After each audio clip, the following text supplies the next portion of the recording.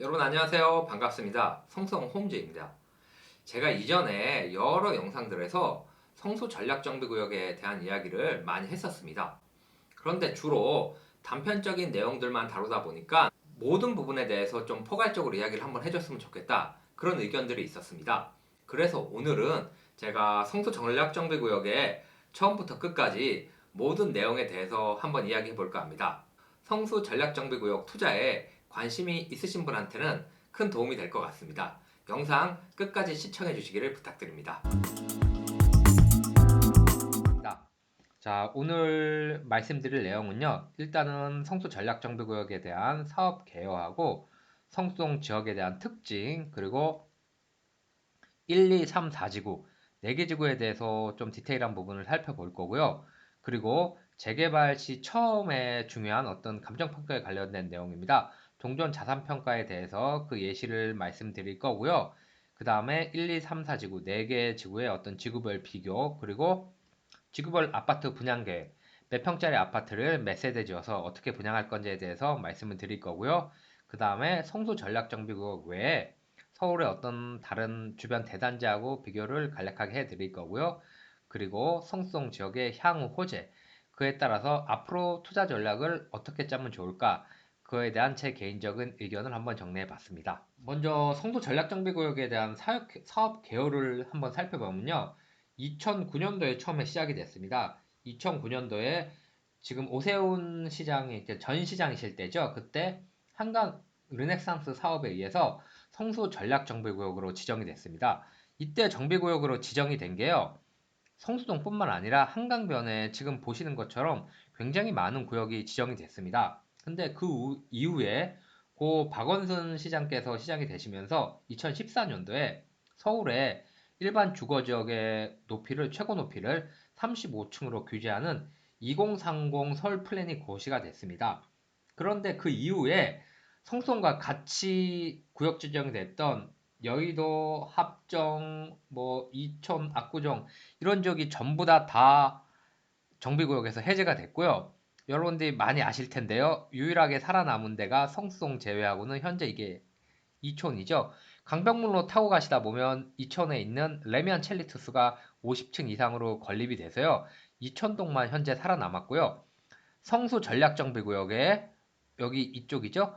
50층 아파트가 지어지면 이촌과 더불어 서울의 유이한 한강변의 유이한 50층 건물이기 때문에 그 희소 가치가 굉장히 더 높아질 거라고 생각이 됩니다. 성수 전략정비구역의 지역적인 특징을 한번 말씀을 드리면요. 일단은 조망권을 빼고 말씀드릴 수가 없겠죠. 한강을 정남향으로 바라보기 때문에 아무래도 강남에서 북쪽으로 한강을 바라보는 것보다는 채광이나 이런 부분에서 좀 장점이 있고요. 그리고 50층까지 건축이 가능하다는 그런 장점을 들 수 있겠습니다. 그리고 성수동에서는 서울숲을 빼놓고 이야기할 수는 없겠죠. 서울의 센트럴파크라고 불리우는 서울숲을 끼고 있기 때문에 굉장히 좋은 자연환경을 가지고 있습니다. 그리고 성수 전략정비구역은 딱 영동대교하고요. 성수대교 사이에 위치하고 있습니다. 그렇기 때문에 영동대교를 건너면 아시다시피 청담동, 성수대교를 건너면 압구정동이기 때문에 강남하고 접근성이 매우 좋습니다. 그리고 트렌드 리더라고 제가 한번 표현을 해봤는데요.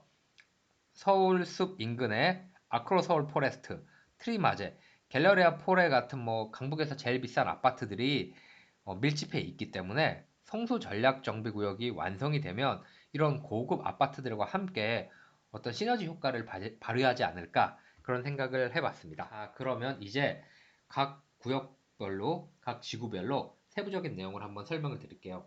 먼저 성수 1지구입니다. 성수 1지구는 성수동 1가 720-10번지 일대에 위치하고 있고요. 면적은 19만 7,398제곱미터로 약 5만 9천 평 좀 넘습니다. 5만 9,712평 정도 되고요. 조합원 수는 1,453명이고요. 건립 세대 수는 약 2,911세대가 예정이 되어 있습니다. 성수 1지구는요. 사업 규모가 1, 2, 3, 4, 4개 지구 중에 가장 크고요. 사업성이 좋기 때문에 투자자들 선호도가 가장 높은 지역입니다. 그리고 분당선 서울숲역을 끼고 있는 역세권 아파트입니다. 사실 성수 전략정비구역에 뭐 유일한 오게티나 단점을 들자면 전철역이 다들 좀 거리가 있거든요. 근데 1구역 같은 경우는 분당선 서울숲역이 있기 때문에 한 정거장만 타고 넘어가면 압구정 로데오역이잖아요. 그렇기 때문에 대중교통의 편리성도 뭐 아주 좋은 편이고요. 당연히 뭐 서울숲이 1주구역 가장 가깝죠. 뭐 서울숲 얘기를 빼놓고 뭐 말씀드릴 수는 없고요. 그리고 성수대교하고 강변북로를 접하기 있기 때문에 교통환경이 우수합니다. 그리고 앞에서 말씀드린 것처럼 아크로서울 포레스트나 트리마제, 갤러리아 포레 같은 고급 아파트가 인접해 있기 때문에 입주할 때는 이런 아파트들하고 비슷한 가격대가 형성이 되지 않을까 그렇게 생각을 해봤습니다. 자, 다음은 이지구입니다. 이지구는 성수동 2가 506번지 일대에 위치하고 있고요. 면적은 13만 1,980제곱미터, 평수로 약 39,924평입니다. 조합원 수는 1,165명이고요. 건립 세대수는 약 1,907세대가 건립이 예정이 되어 있습니다.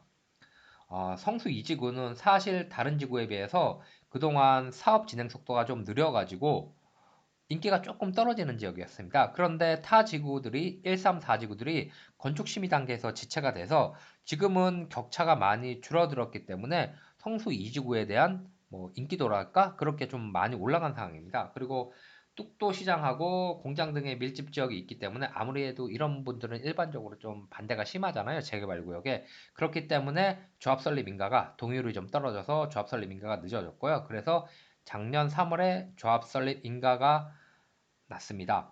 강변북로가 지하화가 현실이 될 경우 사실 이거는 아직 뭐 미정이고 아직 변수가 많이 있는데 강변북로가 일단 1차 안이 2지구 전체하고 지하화가 한 1지구 절반 되는 게 1차 안이었습니다. 그렇게 돼서 1차 안대로 강변북로 지하화가 현실화가 될 경우 아무래도 2지구가 가장 큰 수혜 지역이라고 볼 수 있습니다. 다음은 3지구입니다. 3지구는 성송2가 572-7번지 일대에 위치하고 있고요. 면적은 11만 4,193제곱미터, 약 3만 4,543평입니다. 조합원 수는 1,007명이고요. 건립 세대 수는 약 1,852세대가 건립이 예정되어 있습니다. 2009년 3월에 조합 설립 인가가 났고요. 3지구도 뚝도시장이 일부 포함이 되어 있습니다. 뚝도시장이 약 3분의 2 정도는 2지구에 걸쳐 있고요. 3분의 1 정도는 3지구에 걸쳐 있습니다. 현재 건축 심의 중에 있고요. 최근 뭐 사업 속도가 빨라져 가지고요. 가장 사업 속도가 빨랐던 1사지구를 거의 다 쫓아온 상황입니다. 다음은 성수 4지구입니다. 성수 4지구는요. 성송 2가 219-4번지 일대에 위치하고 있고요. 면적은 약 89,828제곱미터, 27,173평 정도 되고요. 조합원 수는 753명, 건립 세대 수는 1624세대가 예정이 되어 있습니다. 사지구는 면적도 그렇고 규모도 그렇고요. 4개 지구 중에 가장 작습니다. 사지구의 특징을 한번 살펴보면요. 이 그림에서 보인다시피 이게 영동대교거든요. 영동대교하고 인접하고 있기 때문에 강남으로 접근성이 매우 좋고요. 강변북로를 이렇게 이 모양 보시면 짐작을 하실지 모르겠는데 강변북로를 동쪽 서쪽 양쪽 방향에서 사지구 앞에서 바로 진입이 가능합니다. 그렇기 때문에 서울의 동서방향으로 이동하기도 매우 좋고요. 전체 세대수에 비해서 조합원 수가 낮은 편입니다. 1주구하고 4주구가 가장 낮은데요. 그렇기 때문에 사업성이 좋기 때문에 뭐 당연히 뭐 선호도가 높겠죠. 그리고 아무래도 인원이 작다 보니까 사업 진행이 빨라서 투자자들이 뭐 그 부분에 대해서도 선호도가 높은 편이고요. 4지구만의 특징이요. 보시면 이 성수 전략정비구역은 한강 조망권이 굉장히 강점인 단지잖아요. 재개발이 된다고 하면. 근데 2, 3지구 같은 경우는 한강 조망이 이렇게 정면으로밖에 안 되고요. 1지구 같은 경우는 정면과 이점 서울숲 방향도 되지만 여기 트리마제가 있기 때문에 아무래도 간섭을 좀 받을 수밖에 없습니다. 근데 4지구 같은 경우는 한강 조망이 이렇게 정면으로 되면서 이쪽 동쪽 방향 측면으로 됩니다. 이쪽이 자양사동인데요. 자양사동은 대부분 뭐 단독 다세대 저층 건물 위주이기 때문에 조망 가릴 만한 요소가 없기 때문에 성수 4지구 같은 경우는 조합원이시면 아마 대부분 큰 무리가 없이 한강뷰 세대를 분양받지 않을까 그렇게 판단이 됩니다. 그리고 삼성역이나 영동대로 개발 사업의 반사이익을 가장 많이 받을 수 있는 단지라고 생각이 됩니다. 지금 현재는 강남의 모든 개발 사업은 영동대로를 끼고 있다고 해도 과언이 아닙니다. 그래서 흔히들 뭐 전문가분들 중에서는 이제 강남은 강남대로의 시대가 가고 영동대로의 시대가 왔다, 이렇게 말씀하시는 분도 계신데요. 삼성역에 보면 이제 현대자동차 본사 GBC 건물이 예정돼 있고요. 그 다음에 GTX 노선이 A 노선, 강남에서 유일하게 A 노선, C 노선 두 개 환승역이 예정이 돼 있습니다. 그러면 삼성동 같은 경우는 기존에 2호선하고 9호선 외에 GTX A, C 노선이 들어오기 때문에 거의 뭐 교통은 서울 시내에서 내놓으라는 지역이 될 것 같고요. 영동대로도 영동대로 지하 사업이나 여러 사업이 예정돼 있기 때문에 이런 사업이 성수 전략정비구역 입주 때하고 거의 비슷하게 맞아떨어져 가면 타지구가 저는 1지구 못지않은 어떤 잠재력을 가지고 있지도 않을까, 그런 생각을 좀 해봤습니다. 자, 그러면 여러분들이 이 부분도 많이 궁금해 하시는 부분인데요. 종전 자산 평가 예시입니다. 이게 뭐냐면요. 예전에 2011년도에 저희가 이제 성수동 전략정비구역 구역 지정을 할 때 조합원들 동의서도 받고 어떤 사업성도 분석하기 위해서 감정평가를 의뢰를 했습니다. 그래서 그 감정평가로 나온 결과인데요. 이 부분은 사실 10년 전 자료이기 때문에 현재 어떤 시세나 이거하고는 전혀 맞지가 않습니다. 근데 하지만 투자자분들이 이런 금전적인 돈이 걸려 있는 부분이기 때문에 가장 많이 궁금해 하시는 부분이기 때문에 제가 참고를 하시라고 이 자료를 만들어 왔고요. 이거는 다시 한번 말씀드리지만 이거는 10년 전 자료이기 때문에 단지 참고만 하시고 아 그렇구나 하고 넘어가 주셨으면 좋겠습니다. 먼저 분양가를 한번 살펴보겠습니다. 조합원 분양가는 그 당시 평당 2천만 원으로 해서 약 6억 8천으로 예상을 했고요. 일반 분양가는 평당 2,500만 원으로 해서 약 8억 5천만 원으로 예상을 했습니다. 뭐 지금으로 보면 말도 안 되는 금액입니다. 지금은 아마 분양가가 이거 한 3배 정도도 돼도 완판이 되지 않을까, 그런 생각도 들고요. 그리고 그 당시 감정 평가를 한 조합원 지분에 대한 권리가액을 살펴보면요. 아파트는 단위는 평입니다. 아파트는 평당 6,473만 원, 단독 다가구는 2,065만 원, 빌라 다세대는 3,843만 원, 예전 연립주택은 뭐 빌라하고는 조금 다르죠. 평당 2,794만 원, 주상 공용, 그러니까 상가주택 같은 겁니다. 상가주택 같은 건물들은 평당 2,978만 원, 상업용 건물, 그러니까 근린생각, 올상가 건물 같은 경우는 평당 3,674만 원, 공장 창고 같은 건물은 평당 2,360만 원, 이렇게 권리가액이 나왔습니다. 그래서 이거를 예상 권리가액, 아파트가 좀 확인해 보기 편하니까요. 동양 아파트 32평을 예를 들어서 설명을 해 드리면요. 동양 아파트 32평은 대지 지분이 약 9.25평입니다. 대지 지분 9.25평에 아파트의 권리가액 6,473만 원을 곱하면 예상 권리가액은 5억 9,900만 원이 나왔습니다. 그래서 5억 9천, 동양 아파트 32평을 소유하고 계신 조합원분께서 34평을 분양 신청을 할 때는 조합원 분양가 6억 8천에서 동양 아파트 권리가액 5억 9,900만 원을 빼니까 예상 추가 분담금은 약 8,100만 원. 그 당시 10년 전에는 이렇게 나왔습니다. 그러면 이지구 한번 볼게요. 이지구는 2017년도의 사업성을 분석한 내용이고요. 마찬가지로 34평형 예상 분양가는요. 조합원 분양가는 평당 2,300만 원으로 해서 약 7억 8,400만 원이 됐고요. 그리고 일반 분양가는 평당 2,880만 원으로 해서 약 9억 8천만 원으로 책정이 됐습니다. 아무래도 연도가 좀 차이가 있으니까 1지구보다는 금액이 조금 올라갔습니다. 그리고 조합원 지분당 권리가액을 한번 살펴보면요.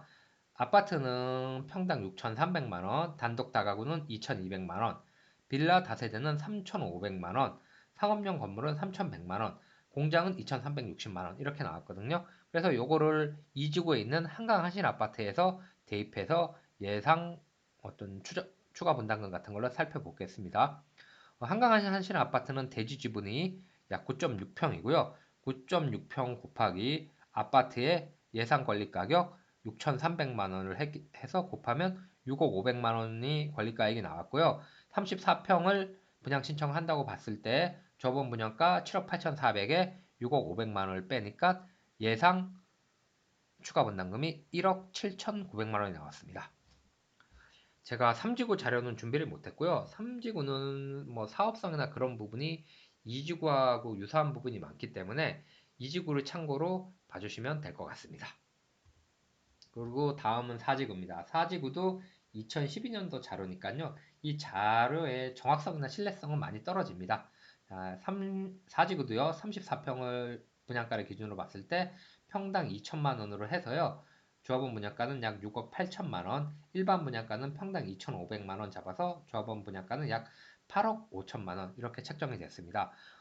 지분당 권리 가격을 살펴보면요. 아파트는 평당 4,776만 원, 단독 다가구는 1,949만 원, 빌라 다세대는 4,238만 원, 연립은 3,425만 원, 주상 공용 상가주택은 2,546만 원, 상업용 근생 건물은 2,903만 원 이렇게 책정이 됐고요. 사지구에 있는 강변 금호타운 아파트 32평을 예로 들어 보겠습니다.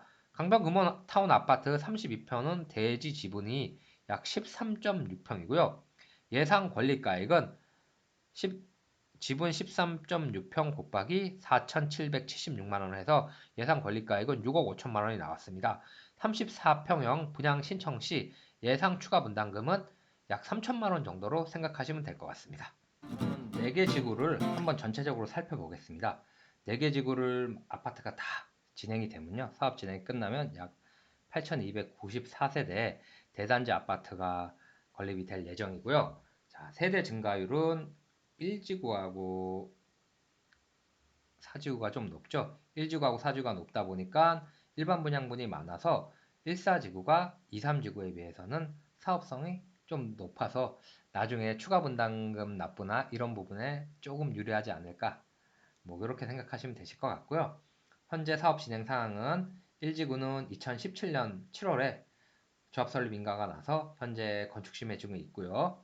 2지구는 작년 3월에 조합 설립 인가가 나서 현재 뭐 환경 영향 평가나 교통 영향 평가 같은 건축 심의에 필요한 사업들을 진행하고 있습니다. 3지구는 19년 3월에 조합 설립 인가가 나서 3지구도 건축 심의를 접수를 했고요. 4지구는 가장 먼저 2016년 7월에 조합 설립 인가가 나서 현재도 계속 건축 심의 중에 있습니다. 요것도 좀 여러분들이 많이 궁금해 하실 만한 내용 중에 하나인데요. 각 지구별 아파트를 어떻게 건립해서 어떻게 분양하는지 대해서 분양 계획을 한번 살펴보겠습니다. 일단은 뭐 임대는 뭐 일단은 뭐 많이 궁금해 하시진 않을 것 같아가지고 임대는 일단은 패스하기로 하고요. 1지구부터 살펴볼게요. 1지구는 25평, 59제곱미터가 약 533세대 건립 예정이고요. 84, 30평대가 1301세대, 그리고 40평대, 50평대, 펜트하우스까지 해서 대형 평형이 약 528세대가 건립이 예정입니다. 이 말이 뭐냐? 요즘은 대형 평수에 대한 선호도가 좀 높은 편이지 않습니까? 그래서 내가 40평대나 50평대 이상 대형 평수를 받고 싶으신 분들은 1지구는 전체 조합원 분들 중에서 일반 분양이 없다는 가정하에 528등 안에 드셔야 됩니다. 그렇기 때문에 대형 평수를 원하시는 투자자분들께서는 이 부분을 감안을 하셔가지고 매수를 하셔야 되고요. 펜트하우스는 이게 14등이면 전체 조합원의 1% 안에 들어야 되거든요. 그러니까 뭐 제가 보기에는 이건 한 100억짜리 이상 사셔야 되기 때문에 현실적으로 뭐 접근하기는 쉽지 않으실 것 같고요. 그리고 성수 1지구 같은 경우는 30평대가 분양 물량도 많고요. 조합원 수가 상대적으로 적은 편이기 때문에 현금 청산자나 이런 부분을 고려하고 그렇게 봤을 때는 조합원분들은 뭐 크게 무리 없이 30평대를 다 받을 수 있지 않을까 그렇게 생각이 듭니다. 자, 2지구는 25평, 59제곱미터는 376세대 건립 예정이고요. 84 국민평형 30평대는 825, 그리고 40평대는 없고요. 50평대 252, 60평대 129 세대로 해서 총 대형 평형은 381세대가 건립 예정입니다. 이 말은 1지구와 마찬가지로 대형 평수를 원하시는 분들은 1등 안에 드셔야 되고요. 성수 이지구는 조합원수 대비해서 50평대나 60평대 대형 평수가 많은 편입니다. 그래서 대형 평수를 좀 분양받기 원하시는 분은 2지구나 3지구도 말씀드릴 것 같은 3지구도 말씀드릴 건데요. 3지구도 대형 평수 비중이 높은 편입니다. 그래서 대형 평수, 나는 40평대 이상 대형 평수를 원하시는 분들은 2지구나 3지구를 좀 매수를 생각해 보시는 게 좋을 것 같습니다. 3지구는 25평은 367세대고요. 그 다음에 30평대는 800세대. 아까 말씀드린 것처럼 50평대는 246세대, 60평대는 124세대. 이렇게 구성이 되어 있기 때문에 3지구 같은 경우도 지금 대형 평수가 370세대입니다. 2지구와 마찬가지로 50평대, 60평대 대형 평수를 원하시는 분들 같은 경우는 3지구가 유리하실 것 같습니다. 그럼 4지구로 보겠습니다. 4지구는 25평짜리 아파트가 많습니다. 477세대고요. 특이하게 72, 74, 뭐 한 28평, 29평 되는 아파트들이 200세대 넘게 이상 건립이 되어 있고요. 그리고 전용 84제곱미터, 국민평형이 445세대, 40평대가 192세대입니다. 4지구 같은 경우는 50평대, 60평대가 전혀 없기 때문에 대형 평수를 원하시는 분들은 4지구는 좀 안 맞으실 것 같고요. 40평대까지는 괜찮지만 근데 대신 4지구 같은 경우는 전용 5구제곱미터가 477세대로 굉장히 많습니다. 그래서 확정된 건 아니지만 내가 1 플러스 1을 받고 싶다. 이 부분은 뒤에 가서 자세히 설명드릴 건데요. 1 플러스 1을 받고 싶은 분들은 4지구가 유리하실 것 같습니다. 이 부분은 제가 뭐 헬리오시티나 둔촌주공 아파트는 디스할 생각으로 만든 건 전혀 아니고요. 헬리오시티나 뭐 둔촌주공도 굉장히 좋은 단지고 제가 살고 싶은 단지인데요. 성수하고 뭐 규모가 좀 비슷하지 않을까 싶어서 제가 비교하기 위해서 간략하게 만들어 봤습니다. 전체 면적은 성수가 약 16만 평이 조금 넘고 헬리오시티는 12만 2천 평. 둔촌주공은 역시 크네요. 18만 9,435평입니다. 헬로시티 같은 경우는 굉장히 대단지임에도 불구하고 성수나 둔촌주공이 더 큽니다. 그러니까 대충 헬로시티를 기준으로 한번 성수 면적이나 이런 게 좀 유추가 가능하실지 않을까 그렇게 생각됩니다. 그다음에 준공 후의 세대수는 성수가 8,247, 헬로시티는 다 지어졌죠. 9,510세대고요. 둔촌은 12,032세대가 예정이 돼 있습니다. 아우, 둔촌은 뭐 굉장히 대단지네요. 그리고 조합원 수는 아무래도 이쪽 두 군데는 재건축이기 때문에 당연히 뭐 성수보다는 조합원 수가 많을 수밖에 없고요. 세대별 면적은 성수가 준공이 됐을 때 19.45가 예정이 되어 있고요. 헬리오는 12.9, 둔초는 15.74로 뭐 성수가 세대당 면적이 조금 넓어서 앞에 두 단지에 비하면 조금 더 쾌적하지 않을까 이렇게 생각을 해봤습니다. 자, 그러면 향후에 어떤 호재가 있을지 한번 볼게요. 이 성수 갤러리아 포레하고 아크로솔 포레스트 그 앞쪽에 부영건설에서 매입한 부지가 있습니다. 원래는 48층짜리 주상복합 2개 동하고 5성급 관광호텔 하나가 예정이 되어 있는데 부영그룹 내부 사정으로 인해서 지금 공사가 약간 지연되어 있는 상황이거든요. 근데 만약에 이게 정상적으로 진행이 되면 뭐 아크로서울 포레스트 같은 단지가 하나 더 생기기 때문에 전체적인 어떤 지역의 퀄리티가 좀 올라갈 것 같고요. 그리고 그 부영 호텔 부지하고 아크로 부지에 800석 이상의 중대형 공연장하고 전문 전시장이 예정이 되어 있습니다. 그렇기 때문에 문화적인 니즈를 충족시켜주지 않을까 그렇게 생각이 듭니다. 그리고 굉장히 이쁘죠. 강변북로 지하화. 이게 강변북로 지하화가 왜 중요하냐면요. 한강 주변에 그러니까 강변북로나 올림픽대로 변에 그 살아보신 분들은 아실 거예요. 한강변에 살면 뷰는 굉장히 좋지만 강변북로하고 올림픽도로에서 그 자동차 소음이나 매연이 좀 상당합니다. 그렇기 때문에 이게 지하화가 돼서 뚜껑이 덮이면 이 한강변에 아파트 사시는 분한테 삶의 퀄리티를 굉장히 많이 높여주는 부분이거든요. 그래서 강변북로 지하화만 진행이 된다면 이 성수동에서는 뭐 아파트가 굉장히 한 단계 더 업그레이드 되고 올라갈 수 있는 그런 사업이라고 생각이 될 것 같습니다. 마지막으로 성수 전략 정비구역 투자를 원하시는 분들을 위해서 투자 전략에 대해서 한번 말씀드리겠습니다. 저한테 성수 전략정비구역 투자하기 위해서 상담 오시는 분 대부분은 99%는 1지구를 최우선 순위로 두고 오십니다. 그런데 1지구가 성수 전략정비구역 대장도 맞고요. 제일 좋은 것도 맞습니다. 하지만 그만큼 가격이 비쌉니다. 그렇기 때문에 투자 수익률은 2, 3, 4지구가 더 좋을 수도 있거든요. 꼭 1지구만 고집할 필요는 없을 것 같습니다. 40평대 이상을 원한다. 요즘은 뭐 코로나 때문에 대형 평수들을 많이 원하시잖아요. 가족들이 집에 있는 시간이 많다 보니까 40평대 이상을 원해서 50평대, 60평대를 원하시면 앞에서 분양계에서 말씀드린 것처럼 2지구하고 3지구가 50평대, 60평대 대형 평수가 많기 때문에 대형 평수를 원하시면 2, 3지구가 오히려 더 맞으실 수 있을 것 같고요. 내가 1 플러스 1을 받아야 되겠다. 1 플러스 1은 사실 최근 들어서는 인기가 좀 떨어졌습니다. 아무래도 다주택자 규제들이 많기 때문에 세금 때문에 1 플러스 1에 대한 인기가 떨어졌는데요.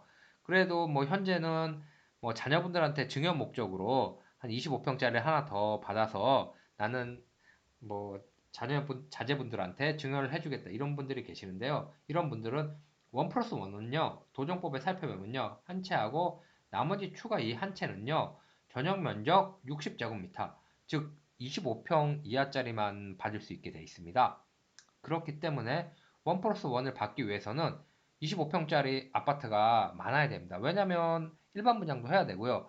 조합원분들 중에서도 추가 분담금이 부담스럽기 때문에 25평짜리 받으시는 분들 많이 계시거든요. 그렇기 때문에 25평짜리 분양 물량이 많은 사지구를 선택을 하시면 1 플러스 1을 받는데 확률이 좀 더 올라가지 않을까. 물론 뭐 1 플러스 1은 보장된 게 아닙니다. 근데 그것도 앞에 말씀드린 것처럼 25평에 대한 물량의 여유가 있을 때 가능한 거기 때문에 1 플러스 1을 받을 생각이 있으신 분들 같은 경우는 사지구를 투자하시는 게 가장 좋을 것 같고요.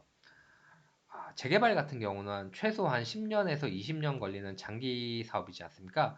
그렇기 때문에 대부분의 분들이 처음에 투자할 때는 소형 빌라, 특히 성수 전략정비구역은 아파트가 있기 때문에 20평대 소형 아파트 이런 부분들이 인기가 많거든요. 근데 이런 물건들은 아무래도 인기가 많기 때문에 다른 물건에 비해서 가격이 현재도 많이 오른 상태고요. 더 많은 프리미엄을 주고 사는 격이 됩니다. 그래서 자금에 좀 여유가 있으신 분들은 아파트도 가급적이면 20평대보다 30평대, 빌라보다는 좀 연립이나 좀 대지 지분이 크고 좀 큰 거를 접근하시는 게 나중에 권리가액을 산정받을 때 좀 유리할 것 같고요. 그리고 성수동은 아시다시피 4월 달부터 토지거래 허가구역으로 지정이 되어 있습니다. 매수를 하시면 2년간 무조건 의무적으로 실거주를 하셔야 됩니다. 그렇기 때문에 현재는 실거주가 좀 하기 곤란한 노후된 단독 다가구 주택 이런 거는 거래가 거의 안 되고 있고요. 그나마 실거주가 가능한 아파트나 깔끔한 빌라들이 거래가 많이 되고 있고요. 아파트는 원래 선호도가 높았지만 지금이 뭐 선호도가 더 높아져서 물건도 없고 가격도 많이 오르고 그런 상태입니다. 그렇기 때문에 본인이 좀 몸테크가 가능하다. 그런 분들은 단독주택을 하시면 아무래도 대지 지분적인 측면도 있고 단독주택이 제가 보기에는 지금은 프리미엄이 아파트나 빌라에 비해서 상대적으로 낮게 형성이 되어 있거든요.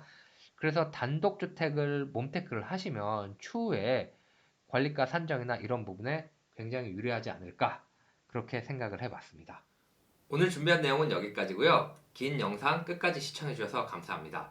마지막으로 오늘 영상이 좋으셨다면 구독, 좋아요 부탁드립니다. 고맙습니다.